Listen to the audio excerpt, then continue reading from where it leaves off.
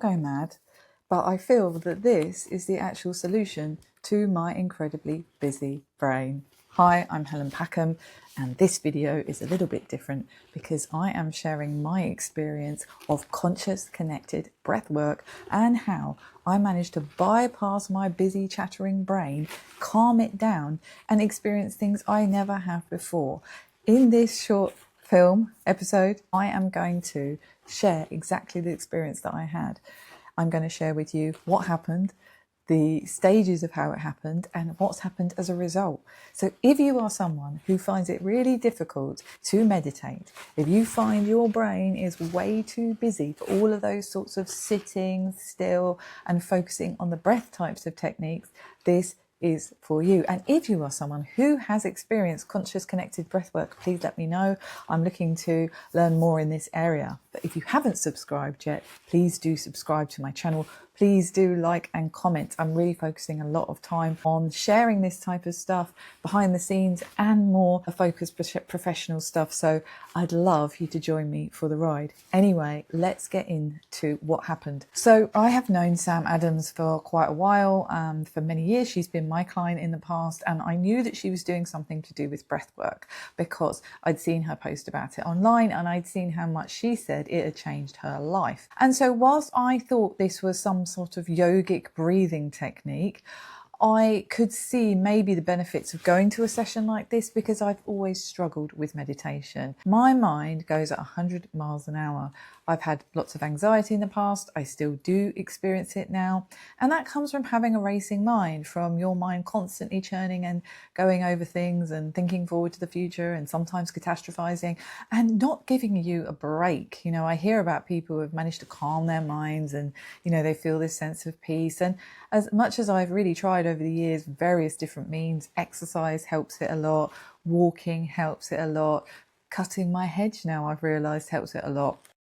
What I hadn't managed to get was that sort of sense of quiet. I've tried meditation, I've done loads of things to do with that, and yes, I've been on meditative courses and I've done the anxiety-based meditative practices and all of those sorts of things, but still it happens. It affects, you know, how you sleep and all those sorts of things. And so I really wanted to give this a go because I am nearly 10 months sober and I'm looking for ways to spend my time that's focused and is going to help me get the most out of life. So that's why I booked onto this session.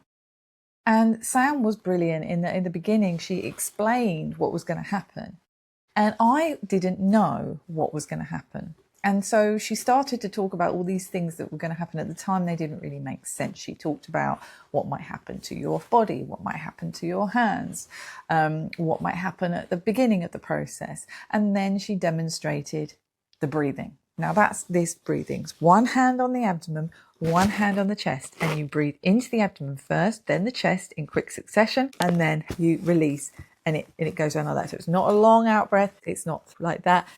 Now, caveat this with don't do this at home on your own. This is something that needs to be supervised. It's not something I'm going to do at home on my own. I will go back and have more sessions. But getting the hang of this weird, strange sort of breathing and, you know, you make a noise as well was something that I knew was going to be quite difficult. So this session lasted about an hour and a half, but the actual breathing lasted for 25 minutes. Now, think about doing that over and over and over again for 25 minutes. I went through 4 different stages and I'm going to share with you what they were. So the first was we had to lie down and we had to like put our head on the floor so that we could, you know, make sure that our airways were open and start this breathing. And what I will say, for the first 10 minutes of this session, I felt deeply uncomfortable. I did not enjoy it at all. I felt resistance coming up in my body. I found it really difficult to get into a rhythm with the breath. And then I started to experience these bodily sensations probably around 7 minutes in. The bodily sensations were what I now know to be called tetany. And tetany is where you're doing this rhythmic breathing over and over again, and the carbon dioxide in your body is starting to change and shift. You're starting to bypass systems. And I'm not an expert here. Please go and check out Sam for all the expertise and all of that. to get into a different part of your mind. And so my thinking brain was really kicking up a fuss about this. It was really kicking up a stink. It did not want to do this at all. And I felt really uncomfortable. My mouth started to go like sort of tight and cramped, and my hands started to claw. So I couldn't actually open my hands. I felt really uncomfortable in my body. But Sam was there to keep guiding through. She said something like, "You've only just started." And I thought, oh my God, I can't do this. But then something happened.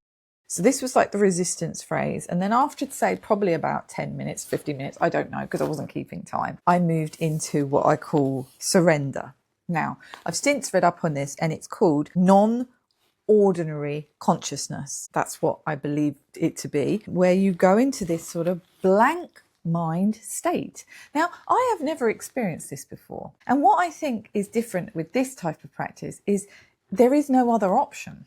So because you're doing this very active breathing, your mind has to go to that place. There is no option for it to wander anywhere else. So you go to this place, and it's this blank, non-thinking state. They call it somatic state of mind, where all you're doing is really focusing on the breathing. Now, I've never experienced that before in normal yogic breath or meditation. Never. This is a byproduct of this practice. And then your mind just goes somewhere else. And what I've learned is it's accessing the parts of your subconscious brain.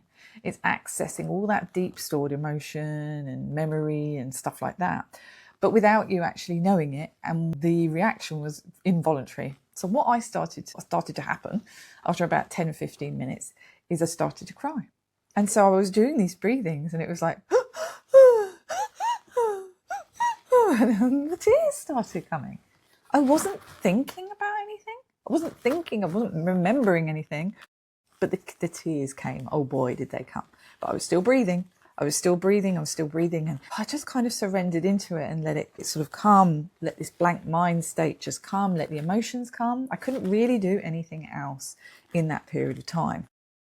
And then there came the phrase that Sam guided us through with her expertise, where I think she said, close your mouth, or maybe, yeah, it was close your mouth. So we could sort of start to calm down a little bit. And then she did this sort of guided meditation practice, and all of these memories started flooding in. There were ones of gratitude of the birth of my kids. She mentioned about someone, you may be thinking of someone who's not here. I immediately went back to being a 5-year-old on the bed with my dad reading a book. Literally the memory just popped back in, hugging him when he was still well and how he smelt, and that being a lovely memory. They're just popping in. The birth of my daughter, the birth of my son.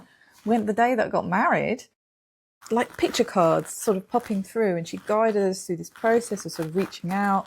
It was gratitude, it was grief, it was hope as well for the future. There was a looking forward one, and sort of bringing it in. And what I noticed was my chest felt so expanded. It felt like I could breathe in and breathe in and breathe in so much air, and then bring it in. And that part was what I call this, I guess it's called like the integration. So the emotions have all come up, and then you're sort of anchoring yourself, you're integrating them with thoughts and memories, and integrating those two things together. So that's what happened in that stage. And as I say, it felt like sort of picture cards sort of coming in. And with that brought emotions, brought memories, emotions. And then the meditative thought towards the future was a visualization that just sort of popped up. This man came into this visualization. And so that was really beautiful. And it was sort of coming down, and breathing. And my nose was completely blocked. So I was having to breathe through my mouth because of all the crying. But slowly, and it took quite a long time, I sort of started to come round, bring myself back into the room. And even then, it took me a while to be able to sit up afterwards as well. And we kind of sat together with these strangers in this room and Sam and shared our experience. And everybody had a very profound experience. And I felt really connected with them in those moments. And it was really special. And then the fourth stage, which was like what happened afterwards, was crazy. So initially, I felt sort of a bit heavy and depleted. But then I went for a walk afterwards and I was buzzing. I was euphoric. it was a high. It felt like a high and like a cleared space. Like somebody had said, an internal shower, like you'd had a shower. I felt light, I felt airy, I felt expanded, I felt connected, I felt euphoric, I felt a bit giddy. And that apparently is part of the process as well. And I really did hold on to that. And I came back and I journaled on it. I caught my thoughts. I put together like a ritual that I can carry forward to sort of keep these thoughts and things going. And then I kind of crashed out because I did feel then exhausted, but I just went to bed. And it was insane. And I will say that happened Saturday. Today is Monday. I'm breathing differently. One of the things that she said was, you make friends with your breath, which I had never really thought about. I hold a lot, I tense without knowing it. But I'm really much more conscious about how I'm breathing. I've been doing the 5 in, 5 out this morning. Instead of reaching for my phone, I just took some time to do some breaths. When I was walking home, I was listening to a guy talking about breath, and I was consciously walking and breathing. I think that this could be the solution to, number one, finding my buzz without the booze. Number two, a new practice to focus on to help me in ways that promote calm in my life and expansion and hope for the future, as well as releasing any emotions that are stored, but also to know that it is what it is in its experience, that you can bypass all those busy thoughts through a process and you can actually get a great result from it. So I'm reading up now and I've got some books I'm looking into. Maybe I'll give an update on this process, but if you've experienced this, please let me know. Get in touch or comment. I would love to know if this is something that you've experienced. I want to give a big shout out to Sam Adams, who took me through that experience. And I just want to be sharing more behind the scenes of these sorts of things as I go. So please do like and subscribe and follow me along the journey. And I will look forward to seeing you next time.